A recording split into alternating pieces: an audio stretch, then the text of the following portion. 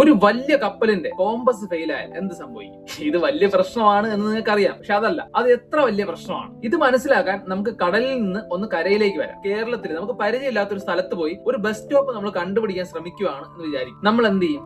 Google മാപ്പിനോട് ചോദിക്കും, അങ്ങനെ പറയുന്നു. അടുത്തുള്ള ചായക്കടയിലെ ചേട്ടനോട് ചോദിക്കും. പുള്ളി ഇവിടെ നിന്ന് നേരെ പോയി ആ ആൽമരം കാണുന്നിടത്തുനിന്ന് ഒരു ലെഫ്റ്റ് എടുക്കുക, എന്നിട്ട് ഒരു 100 മീറ്റർ കഴിഞ്ഞ് ഒരു റൈറ്റ് എടുത്തു കഴിഞ്ഞാൽ സിനിമാ തിയേറ്റർ കാണാം. അതിന് ഓപ്പോസിറ്റ് ആണ് ബസ് നിർത്തുന്നതെന്ന്. ഇവിടെ ഈ ആൽമരവും ഈ 100 മീറ്റർ കഴിഞ്ഞ് എടുക്കുന്ന റൈറ്റും തിയേറ്ററും ഇതെല്ലാം റെഫറൻസസ് ആണ്. ഇത് നമുക്ക് തിരിച്ച് കടലിലേക്ക് വന്നൊന്ന് നോക്കാം. ഇവിടെ ചായക്കടയില്ല, തിയേറ്റർ ഇല്ല, ആൽമരം ഇല്ല. ആകെ ഉള്ളതെന്ന് പറഞ്ഞാൽ എവിടെ നോക്കിയാലും ഒരേപോലെ ഇരിക്കുന്ന വെള്ളം മാത്രം. അപ്പൊ കരയിലുള്ളത് പോലെ ഇവിടെ അടയാളങ്ങളൊന്നും ഇല്ലാത്തതുകൊണ്ട് നമ്മുടെ ആകെയുള്ള റെഫറൻസ് എന്ന് പറഞ്ഞാൽ കോമ്പസ് തരുന്ന നോർത്ത് ഈസ്റ്റ് സൗത്ത് വെസ്റ്റ് ഇതുപോലുള്ള ദിശകൾ മാത്രമാണ്. ഈ കോമ്പസ് ഫെയിലായാൽ നമ്മുടെയൊക്കെ റെഫറൻസുകൾ.